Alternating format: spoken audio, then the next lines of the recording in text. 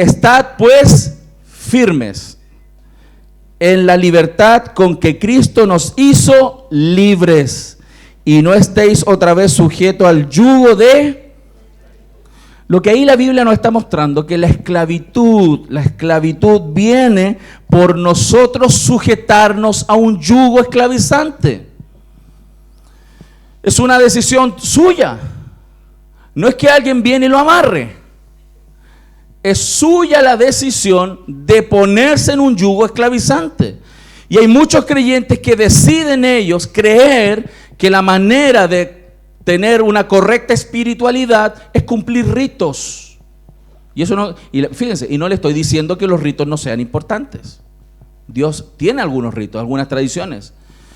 Por ejemplo, cuando la Biblia hace referencia a cierta abstención de alimentos por temas sanitarios, eso es una buena recomendación, es buena. El problema del legalismo, como de los otros dos temas, es que tiene aspectos positivos. Y como no nos damos cuenta cuál es el problema negativo, los tomamos por completo. Por ejemplo, hacer dietas, ¿es bueno? ¿Sí o no que es bueno? Pero lógico, es bueno. Pero creer que por hacer dietas soy mejor, no. Creer que por hacer dietas soy mejor que otro creyente, no. O sea, me refiero, vamos al ayuno. ¿Ayunar es bueno? Sí, es una excelente práctica cristiana.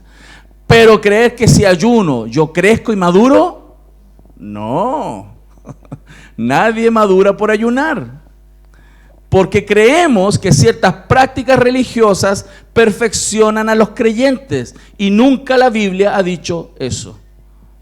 El perfeccionamiento del cristiano no viene por las prácticas religiosas. Y viene por la relación con Dios por medio de la palabra y el Espíritu Santo. ¿Se fija? Entonces, voy a tener otra imagen ahí. Así queda más claro. Nos muestra entonces que las cosas eran símbolos que apuntaban a dónde querían llevarnos. ¿A dónde quiere llevarnos el Señor? A Cristo, a la centralidad de Cristo, a que apreciemos eso. Otra cosa que produce el legalismo, además de que no ponemos los ojos en Cristo, sino en nosotros, es como un checklist. Es como un checklist. El legalista tiene una lista, hermano, de sí mismo y dice, ok, yo tengo que cumplir esto, y así yo soy espiritualmente grande. Entonces, él siempre anda mirando las cosas que cumple. Y sus ojos están puestos en las cosas que cumple y cuáles le faltan. El problema de este tipo de personas que están en las iglesias es que también lo utilizan el checklist para mirar a otros. Y están siempre chequeando cómo están los demás. Y el problema del legalismo es que rápidamente genera orgullo. Porque tiene su corazón puesto en sí mismo. De hecho, como dice ahí Colosenses, y despojando a los principados y a las potestades los exhibió públicamente, triunfando sobre la cruz. ¿Qué estaba diciendo ese texto que leímos la semana pasada? Que Cristo, cuando vino sobre la cruz, batalló contra estas huestes del mal, las venció para que nosotros no estuviéramos sujetos a los yugos que estos demonios traen sobre nuestra vida. Y un yugo sobre el cual los creyentes se ponen siempre es el legalismo. Hermano, y usted dice, pastor, yo no soy legalista. Tenemos la tendencia a esclavizarnos en eso. Todo legalismo propone una religión de vista y no de fe. El cristianismo es una religión de fe que lleva a las obras, no una religión de vista de lo que hacemos para llevarnos a la fe. Es todo al revés. El cristianismo es fe, es creer que Cristo comenzó una buena obra en mí, que Cristo me salvó, que Cristo me está redimiendo, que su Espíritu Santo mora en mí, que Él me da poder y autoridad, que Él me da la fuerza para poder vencer el mal que hay en mí. Ese creer en eso me lleva a obrar de manera correcta en mi vida y no al revés. El legalista, hermano, propone entonces una religión de checklist, propone una religión de buenas obras, que termina siendo una religión esclavizante. Si usted está más pendiente de lo que hace que de lo que cree, hay más legalismo en su vida. Vuelvo a repetir. Si usted tiene más foco de atención en lo que hace que en lo que cree, hay problemas. Esta mañana hice un ejercicio con los hermanos del discipulado. Les dije así: ¿cuáles son los indicativos? Las cosas que el Señor hace que tenemos que creer. ¿Cuáles son los imperativos? Las cosas que nos manda a hacer. Y yo le dije: díganme por favor indicativos, lo que tenemos que creer. Y costaba, ¿sí o no, hermano? Todos me decían cosas que tenían que hacer. ¿Qué demostró eso?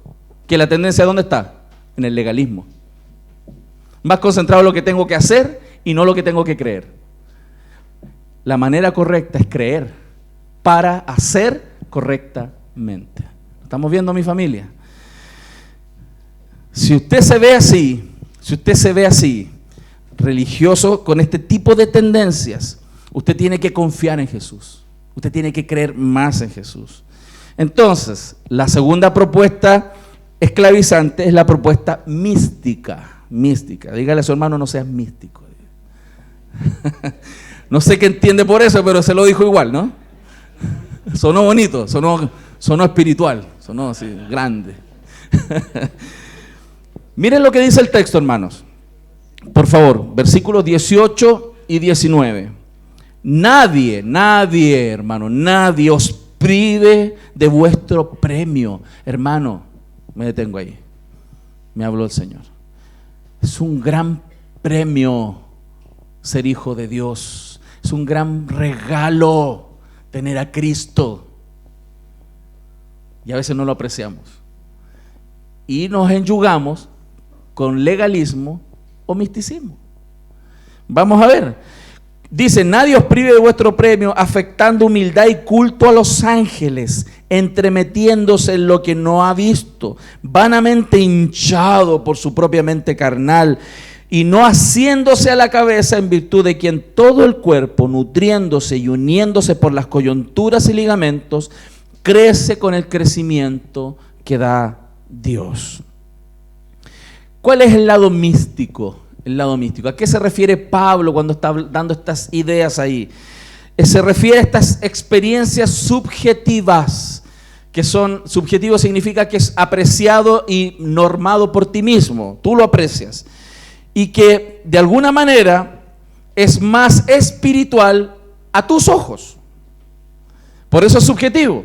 Es que esa experiencia que tú tuviste, ese encuentro que tú tuviste, esa sensación que tú tuviste, es más espiritual para ti.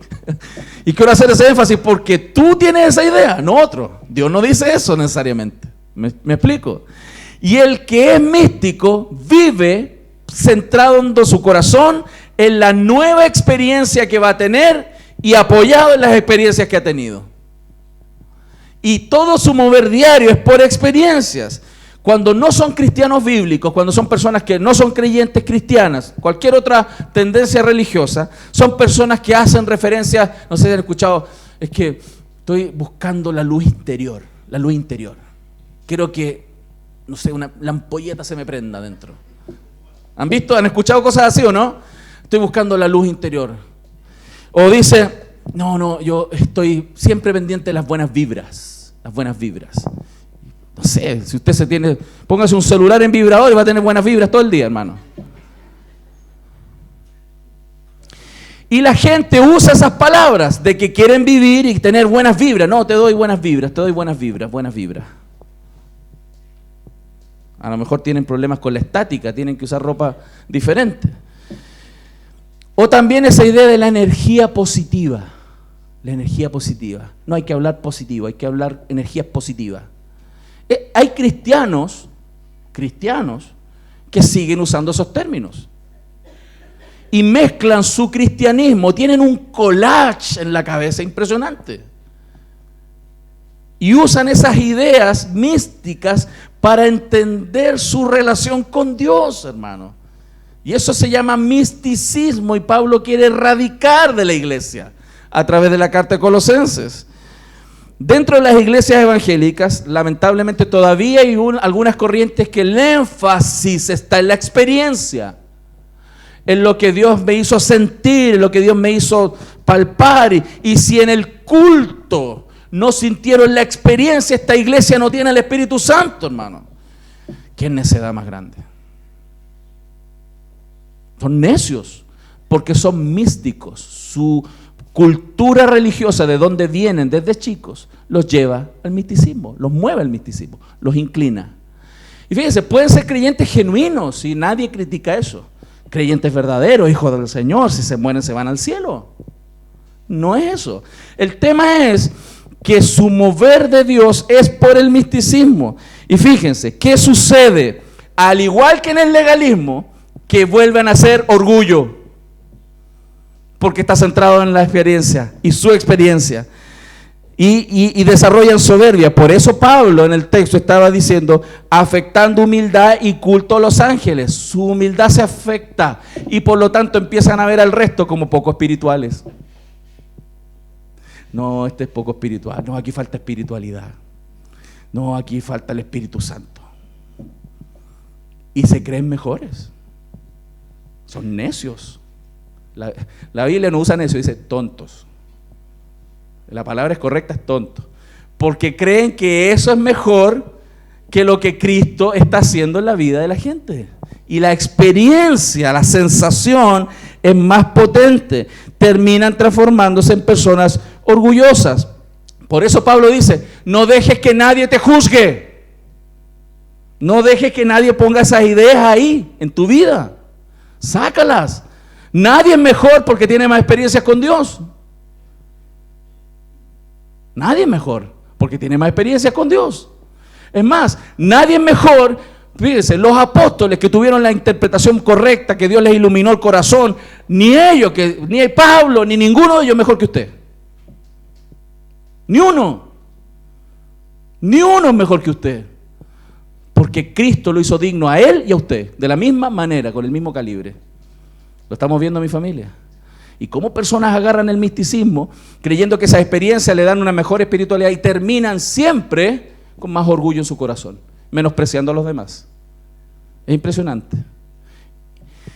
Tienen tal colacha en su mente que agarran un poco de legalismo, algunos un poco de misticismo, un poco de aquí, un poco de allá, y terminan después siendo orgullosos, generando divisiones y riñas entre los hermanos. Es impresionante cómo Satanás los usa. Por esa poca comprensión bíblica de cómo deben ver la realidad de todas las cosas. Así como el legalista juzga al que no cumple sus reglas, el místico también juzga porque otros no tienen experiencias espirituales y los ve como inferiores o no calificados. ¿Lo estamos viendo? ¿Le parece conocida esas prácticas? Si tenemos nosotros la tendencia legalista y la tendencia mística, hermano, la tenemos. Nos hacemos a veces los lesos nomás. Miren, los griegos tenían dioses que cuidaban de cada área. ¿Por qué puse eso? Porque, por ejemplo, en el catolicismo, ¿cierto? Que está lleno de santos, ¿cierto? Y cada santo es para alguna área, ¿cierto? Si usted quiere un trámite rápido, ¿a quién hay que llamar? San Expedito. Así que, hermano, si un trámite legal no le funciona y está lenta la cosa, llame a San Expedito, porque es el que le acelera las cosas. ¿Se da cuenta? Para cada área. Pero eso no es nuevo. Lo que vemos en el catolicismo es una herencia religiosa de las culturas. Los griegos tenían dioses que cuidaban de cada área. Los religiosos católicos y otras religiones también tienen santos que cuidan cada área. Lo admitan o no, eso es politeísmo. Eso es politeísmo. Piden ayuda a dioses, divinidades diferentes. El cristianismo bíblico tiene un Dios, Señor de todo y suficiente, que cuida todas las áreas. Usted necesita pedirle a muchos, solo a uno. Él cuida todas las áreas de su vida. ¿Se da cuenta? Entonces, tenemos que tener mucho ojo con decir entonces que personas no puedan o no deban tener experiencias profundas con Dios, porque sí son importantes las experiencias, y como lo aprendíamos en el discipulado esta mañana, las experiencias son parte de la vida cristiana, pero no son lo que norma la vida cristiana. La Biblia norma la vida cristiana y regula las experiencias. ¿Lo estamos viendo, mi familia? Porque qué tal si un día usted va caminando por la calle y Satanás le tiene la siguiente trampa y se le aparece como ángel. Y le dice, como le dijo a Smith, al fundador de una religión muy conocida: yo te llamé y te escogí para ser un profeta, y para ser un profeta a todas las naciones, y te voy a dar la correcta interpretación de la Biblia. ¡Wow! ¿Lo crees? Lo creo. Y te vas para la casa feliz porque se te apareció un ángel. De verdad, estoy hablando en serio. Y se te apareció un ángel y te dice eso. Y tú llegas convencido porque tuviste una experiencia mística. Se te apareció un ángel que te habló de verdad. Hermano, eso ha pasado. Eso ha pasado. Y pasa. Las culturas, hay culturas, por ejemplo, medio orientales, que ellos han tenido experiencias metafísicas y lanzan una religión. Porque los demonios se materializan. Y si te aparece uno y te dice: y tú eres el elegido, Milenko, para formar la nueva religión de los rockeros cristianos, con una nueva revelación, una nueva reinterpretación bíblica. Si usted es místico y tu tendencia es mística, vas a formar esa nueva religión. Y no vas a ir a la Escritura, porque el problema más grande, hermanos, de caer en el legalismo y en el misticismo, la debilidad más grande está en que los cristianos no conocen las Escrituras. Por eso, cualquier cosa que se aparece, la creen, porque no la conocen. Hay un riesgo muy alto. Pero entonces, hermanos, las experiencias son importantes, porque el cristianismo es de experiencias también. Es de experimentar a Dios en la vida de uno. Es de ver una palabra, creerla y verla cumplir en la vida de uno. Y sentirse tan espectacular con eso. Hay experiencias, pero bíblicas, no extra bíblicas. Entonces, podemos tener experiencias profundas con el Señor, pero puede entonces también ser un camino peligroso por la falta de discernimiento, por esa falta de conocimiento profundo de las Escrituras. Por eso nuestra iglesia, nuestra congregación, si usted viene y entiende desde el principio que usted primero tiene que conectarse con Dios y conectarse con otros. Eso es lo primero, la primera etapa, conectarse. ¿Cuál es la segunda etapa? Crecer, hermanos. ¿Cómo crece? Por medio de la palabra, de estar ahí con los hermanos creciendo, compartiendo el mensaje de Dios para después servir. Pero en el punto de crecimiento, hermanos, es tan relevante para también ser libre de las cosas que nos esclavizan, como las religiones que traemos del pasado. Por otro lado, hermano, si hay algo que Pablo quiere dejar claro también en Colosenses, que las experiencias místicas no producen madurez cristiana. Fíjense, no lo digo yo, lo dice la Biblia. Vamos al verso 19. Mire otra vez el verso 19, usted lo debe tener por ahí.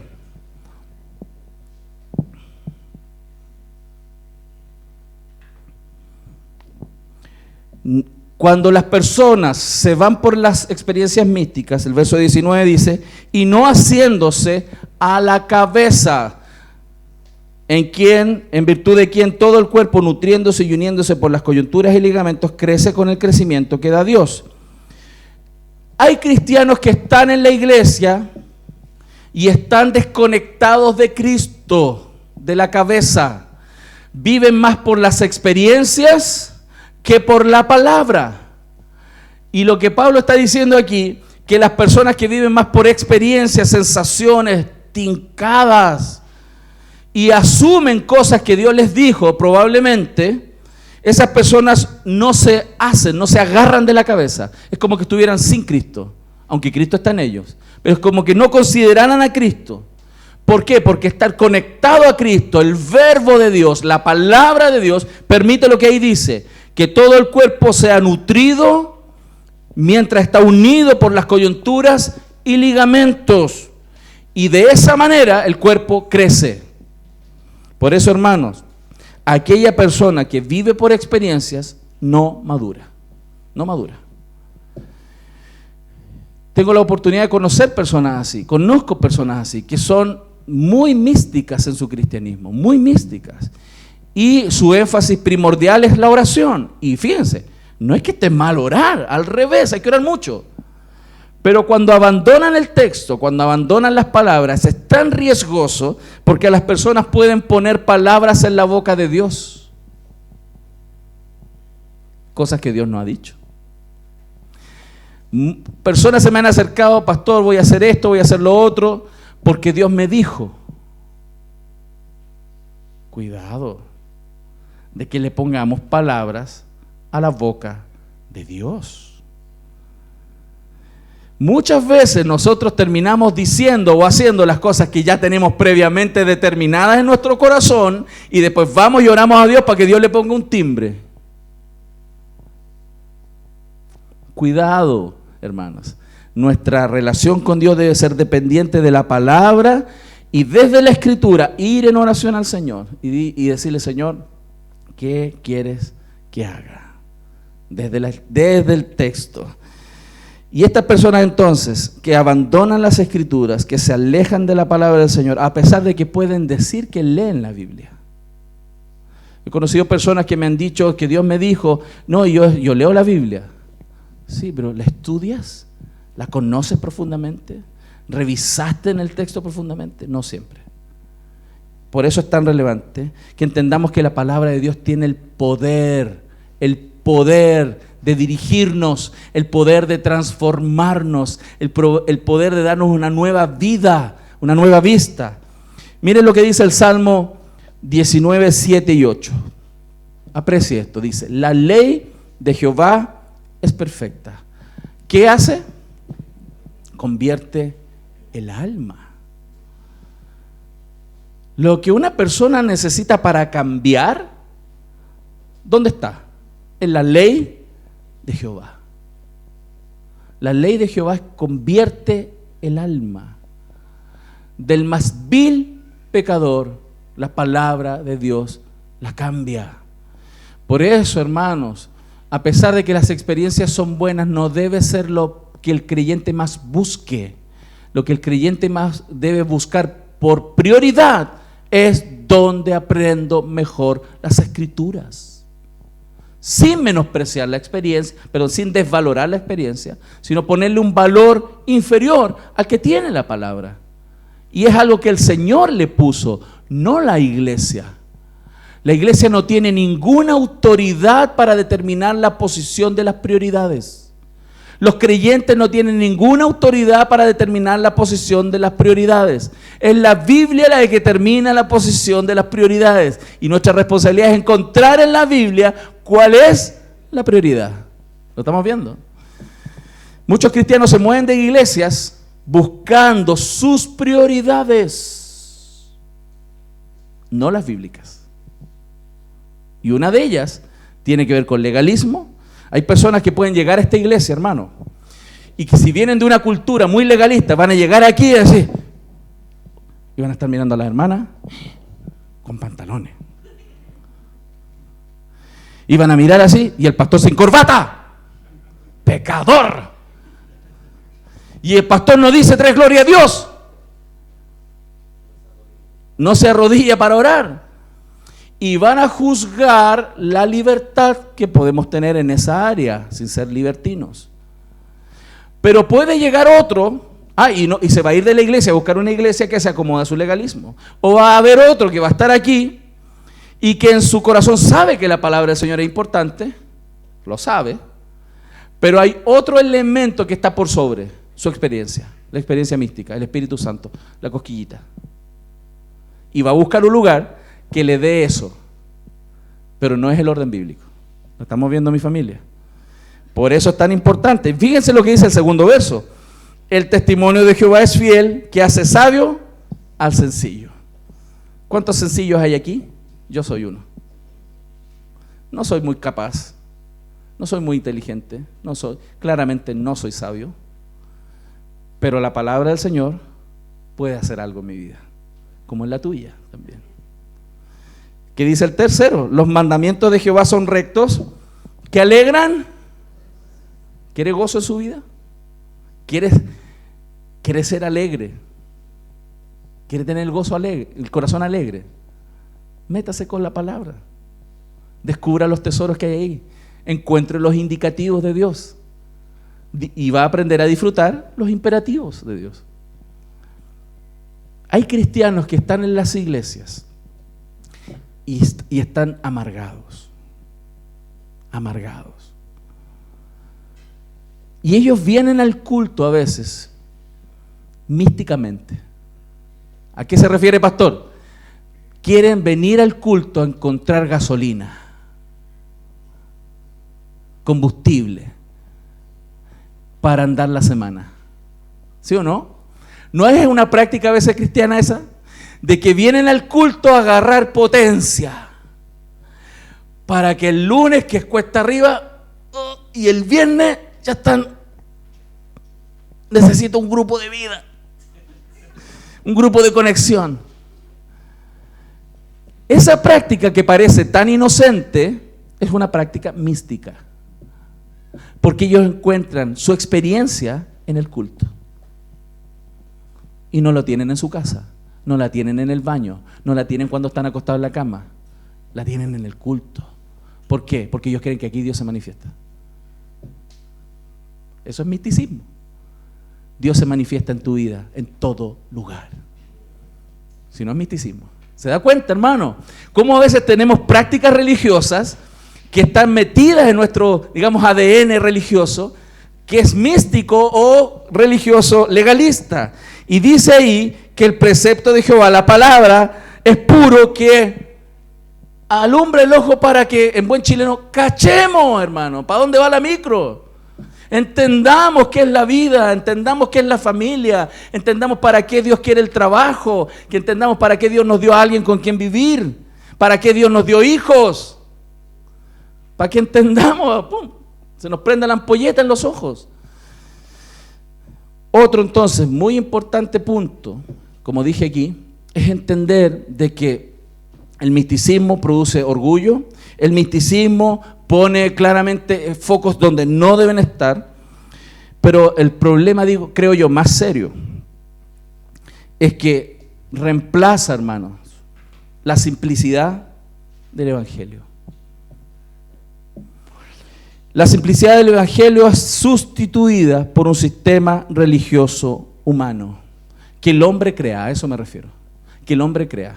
Entonces, a pesar de que pueden tener la mejor intención, hermano, nadie está criticando la intencionalidad, nuestros sentimientos, nuestros razonamientos sustituyen a la palabra de Dios.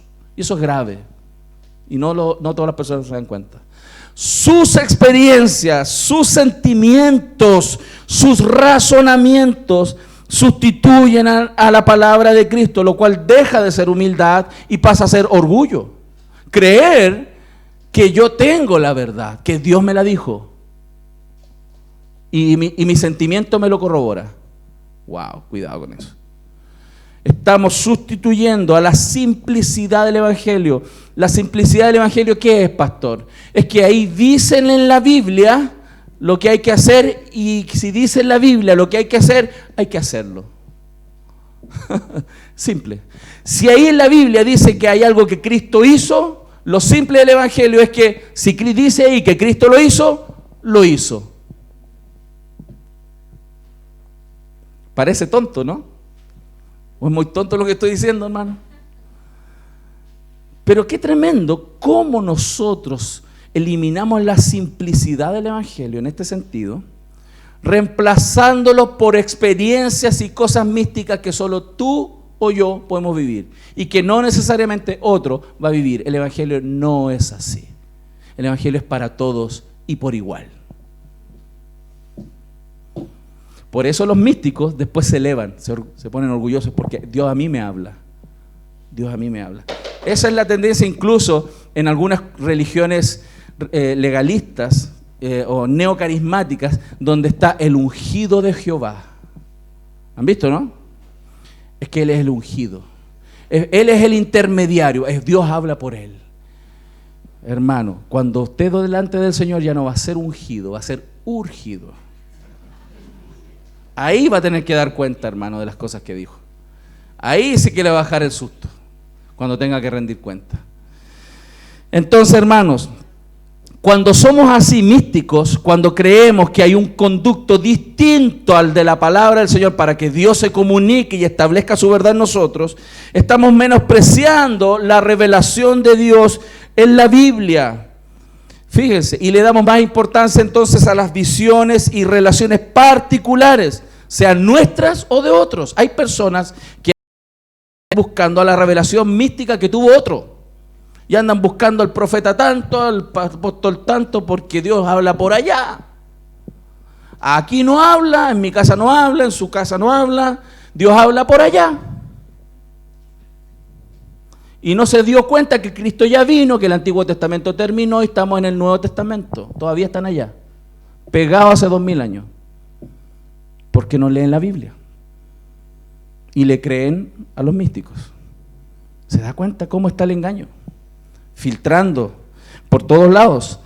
Entonces, lamentablemente, estos creyentes místicos abandonan el firme terreno donde podemos pararnos, hermanos. Palabra que ha sido probada, palabra que ha sido establecida, decretada por Dios, no por hombres.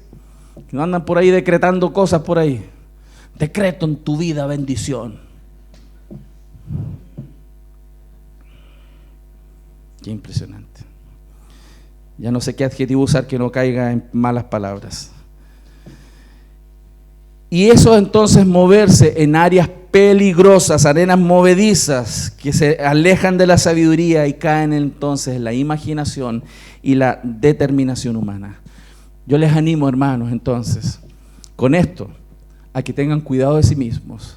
Y si ustedes algo tienen que oír, es lo que la Biblia dice. Amén. Y si hay predicadores que explican exactamente lo que la Biblia dice, escúchenlos, porque Dios los pone también. Pero cuando vayan al texto, cuando escudriñen el texto, cuando la palabra del Señor le esté hablando a usted, no el predicador. Amén. La tercera propuesta, voy a ir más rápido, la tercera propuesta es la propuesta ascética. Colosenses 2, 22 al 23. En conformidad a mandamientos y doctrinas de hombres, cosas que todas se destruyen con el uso. Tales cosas tienen en la verdad cierta reputación de sabiduría y en culto voluntario, en humildad, en duro trato del cuerpo, pero no tienen valor alguno contra los apetitos de la carne. ¿Qué práctica esta? Es de las privaciones. Se privan de alimentos, se privan, por ejemplo, de la sexualidad, se privan de muchas cosas que Dios ha dado al hombre y a la mujer para su disfrute, para gozarlos, para disfrutarlos. Y creen que la abstinencia de los placeres de la vida genera una mejor condición espiritual, hermano, en su vida. Y que ellos maduran y crecen por ese tipo de abstinencias. Por ejemplo, no sé si usted lo sabe, hay ciertas prácticas de algunos monjes que ellos se meten en aguas congeladas, heladas, y ahí a resistir y ahí orar. Y el que se mantiene orando y aguanta más, está más espiritual. Planeta Tierra. The real. La verdad. La verdad. Esas cosas hacen, hermano. Las hacen. Y no tenemos que ir tan lejos. Hay cosas que cristianos hacen para autoflagelarse, para autocontrolarse, creyendo que ese tipo de cosas les genera una mayor condición espiritual. Entonces, hermanos, lo peligroso de todo esto, ya ir cerrando la idea, lo peligroso de todo esto es que se toman de cosas que parecen buenas prácticas. Pastor, ¿y cómo la Biblia no dice que una pareja que de repente está bueno que no tengan relaciones sexuales durante un tiempo? Hermano, lea la Biblia. Ahí dice, si los dos están de acuerdo para dedicarse a la oración, ni un problema, hágalo por un tiempo prudente, corto, para que no estén en tentación.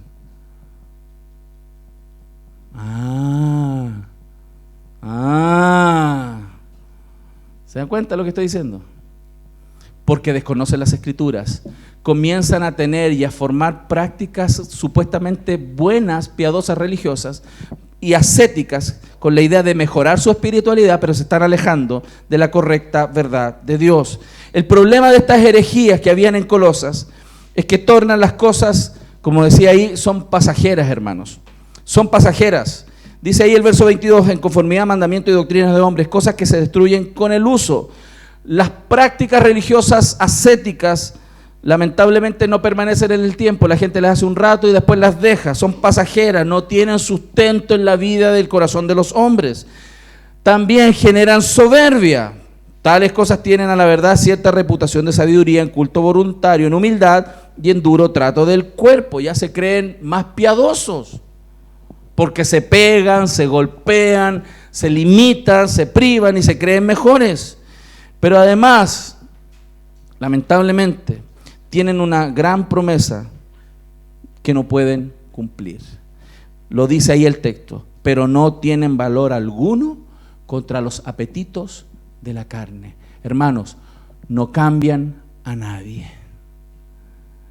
Si usted cree que va a cambiar en su vida autolimitándose, el tiempo le va a mostrar que no logra autolimitarse, porque su corazón sigue bramiendo, peleando contra la verdad de Dios. Lo que cambia el corazón, lo que convierte el alma, es la palabra del Señor. Amén. Entonces, ¿cuál es la propuesta cristiana? ¿Cuál es la propuesta bíblica para nosotros? La muerte de Cristo y nuestra unión con Él, que nos permite decir no a la esclavitud y sí a la libertad. Verso 20 dice: pues si habéis muerto con Cristo en cuanto a los rudimientos del mundo, a esta presión del mundo, ¿por qué como si vivieseis en el mundo os sometéis a preceptos? ¿Por qué seguimos creyendo a los legalistas? ¿Por qué seguimos creyendo a los místicos? ¿Por qué seguimos creyendo a los ascéticos? Si ya todo está en Cristo, ya morimos con Él, estamos unidos a Cristo. Él nos agarró y no nos va a soltar, hermano. Él te tomó y te va a transformar. Él te tomó y te va a dar el poder para vencer. Él te tomó y tiene un montón de promesas para ti y nada va a cambiar eso. No tienes que buscar caminos alternativos. No tienes que buscar atajos para recibir. Hay que esperar confiado en Dios, obedeciendo su palabra y buscándole a Él. Eso es cristianismo. No necesitas alternativas. Él es nuestro sustituto. Él ya corrió en nuestro lugar, hermano. Él ya hizo la pega por nosotros.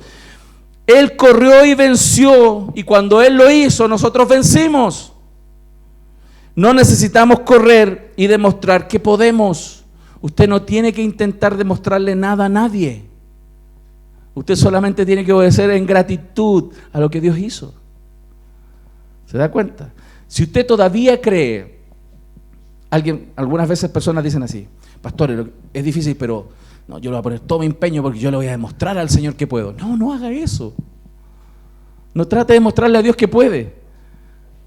Recuérdese usted mismo todos los días que no puede y que necesita más de Cristo. ¿Lo estamos viendo, familia? Eso es evangelio. Eso es el evangelio. La muerte de Cristo es suficiente para hacerme libre del legalismo, es decir, de la esclavitud de hacer para ser aceptado por Dios y las demás personas. La muerte de Cristo nos libra del misticismo, porque Él solamente me pide creer en lo que Él hizo, hermanos, no en nuestro esfuerzo ni nuestra experiencia mística, espiritual.